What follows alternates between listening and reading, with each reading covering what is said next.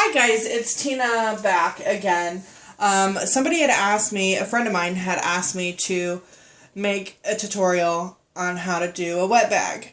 Well, mine is so easy. But I know that she does not have a walking foot, so I'm going to be using an alternative to a walking foot. I am going to express that this is an alternative for very limited use. It is not good for your machine, and I would suggest if you have to do this, and she only wants to make 2 wet bags and she doesn't want to spend $40 on a walking foot, so if you have to do this, I suggest you take apart your machine and clean it very well, because it's not good for your machine. But this is a walking foot. If you have one, it's easy to install, and it is absolutely beneficial to have one when you're working with PUL. Now, this tutorial is going to be for any size bag. I'm just going to be making a pouch because I'm out of this. I'm coming up on being out of this particular color, and I don't want to use my white for that. I use it for something else. So this is just a quick tutorial. So what we're going to do first is just sew. And I'm just going to use a straight stitch, just hem it, hem the short ends long. This is a one-piece PUL tutorial, no zipper. I hate zippers. So just the short end of the PUL. Can you see all of it, babe? Okay. My son is filming for me, guys. That's who I'm talking to. So we're just going to hem this and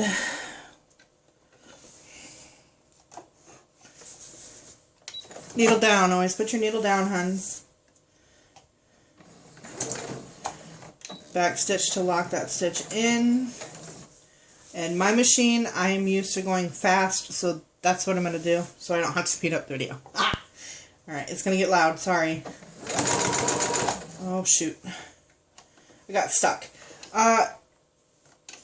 Normally, you do not have to, when you're just doing the hem, you do not have to use a walking foot because the shiny side is the sticky side. So when you're doing the hem, you want when you fold it, the sticky sides should be together. Okay? Okay. Sticky or shiny or whatever it is you want to call it. And this one, there we go. What about gooey? No, it's not gooey.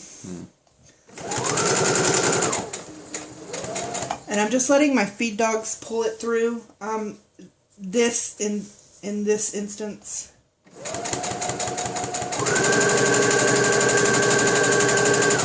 And I'm just trying to keep it even with the end of my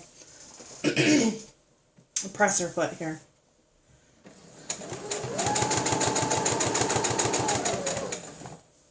Back stitch to lock it in.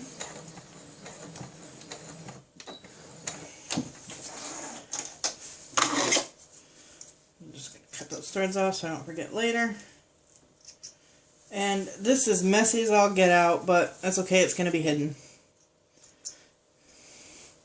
This particular part. Because I'm just going to hem the other side. This is going to be, you can make it bigger for an actual wet bag for your bathroom or what have you. Diaper bag, if you're making it for diapers. But this is just going to be kind of a mini pocket pouch. Because like I said, I'm running out of this color fabric and I don't want to use the white stuff. Back stitch, lock it in.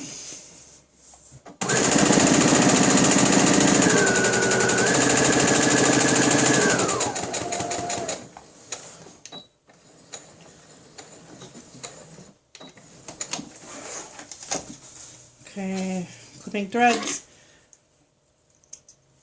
Okay, now this is where we're going to use the trick, and I'm going to say it again. Don't be hating. This is just a quick solution.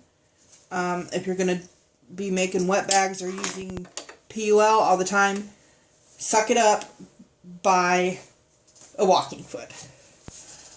But for a one-time thing, it'll be okay. Just make sure you clean the machine. So, to make the actual bag, you're going to put the shiny side down. Fold the bottom up 3 inches, maybe. Can you see that in the camera? 3 inches. And then the bottom up 3 inches. And then bring the other side and overlap it. So there's like maybe an inch not overlapped. And then you're going to take yourself a piece of wax paper. Say it with me, guys. Not recommended. If you're going to be using PUL, Suck It Up Buttercup by a Walking Foot.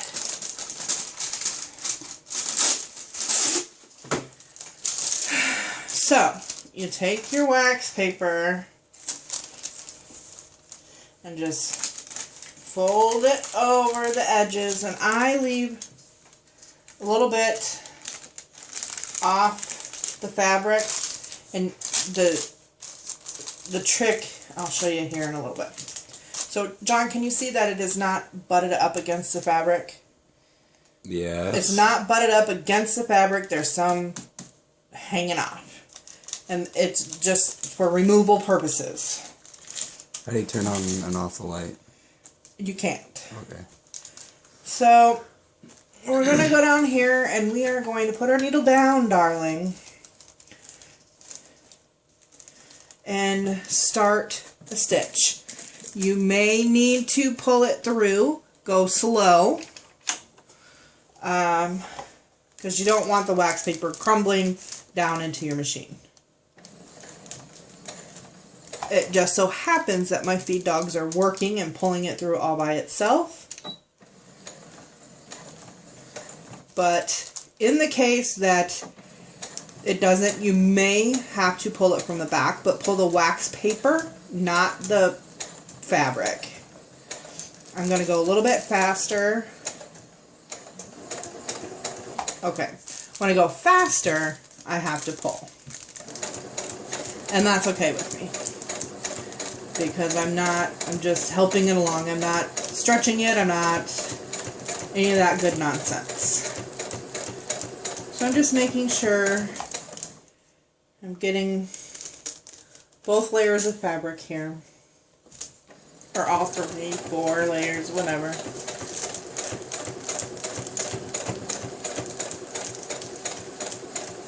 I'll trim it up when we are done.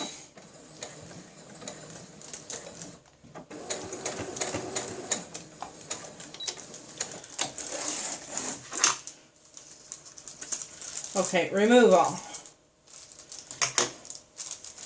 So, gently, it should just come right off.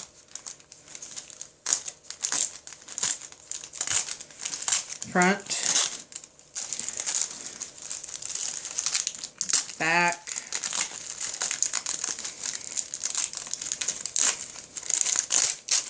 and then the excess, just pull, and it's nice and almost perfect. And then I'm just going to use the same piece for the other side.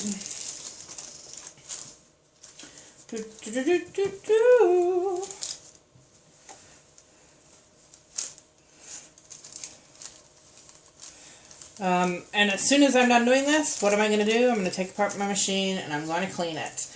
And also, never use canned. I wouldn't. I'm not going to say never, because I would say never use wax paper either. But don't. Never say never. Yes, dear. Try not to use canned air ever to clean your machine, because the only thing that does is blow the fibers into the areas that are greased, which need to be greased, and it will just gunk it up. And to clean that, you have to strip the grease, and just don't use canned air. Use a wet, not wet. A moist towelette. No. Like, I just put a drop of water, literally a drop of water. I keep this around for my Q-tips that I use to clean out my machine and to fill up my iron. Literally a drop of water on the end of a Q-tip and get all that fuzz out that way. Jonathan is raising his hand like a good little schoolboy. How can I help you, sir? How and why do you clean your machine? How do you clean your machine? How does it get dirty? Because the fabric, little pieces of fuzz fall off and get under your machine. So you take off the strike plate and you take off the bobbin cover and you get all the lint and stuff out. Yeah. If you don't do that, it really messes up with your bobbin and the tension. And yeah, I'm going to clean your machine. Probably, I clean mine every 2 or 3 bobbins. But I suppose if you're not a Nazi like myself, you probably don't want to say that one. you could. Okay, I'm not a Nazi. Sorry.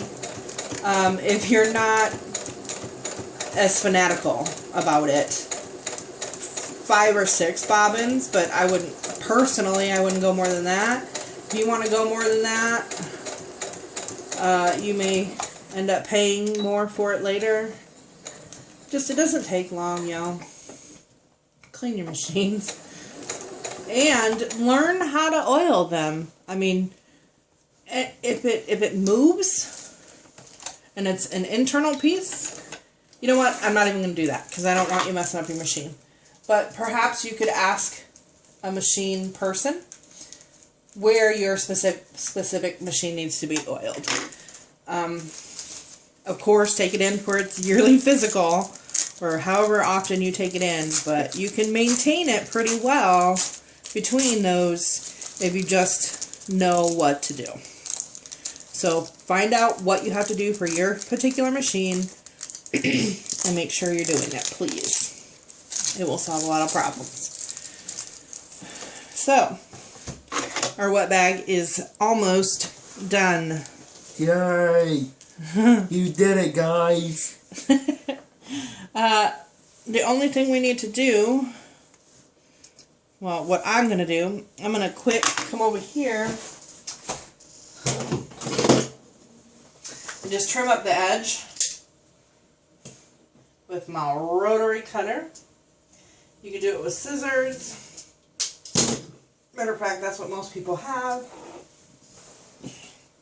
I just trimmed up that edge. And yes, I have a pinking blade on my rotary cutter.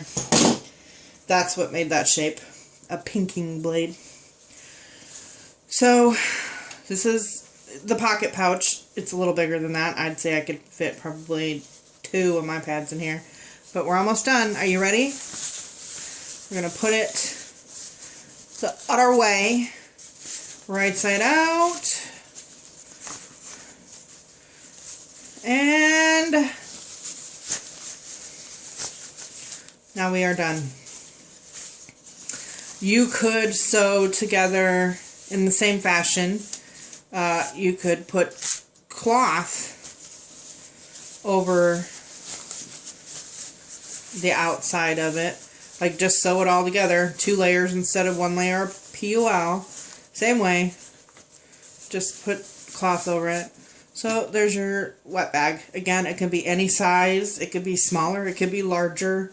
Whatever you want. So that's how you do it. With no walking foot.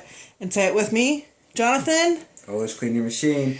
Especially if you're going to use wax paper. It is not recommended. If you're going to be making more than 1 wet bag, suck it up, buttercup. Buy a walking foot. Walking foot, yeah. Thank you, son. If there's anything else you guys want to know how I do, I know there's tons of videos out there, but if there's anything else you want to know how I do it, let me know. I'll make a video. Have a wonderful day. Bye.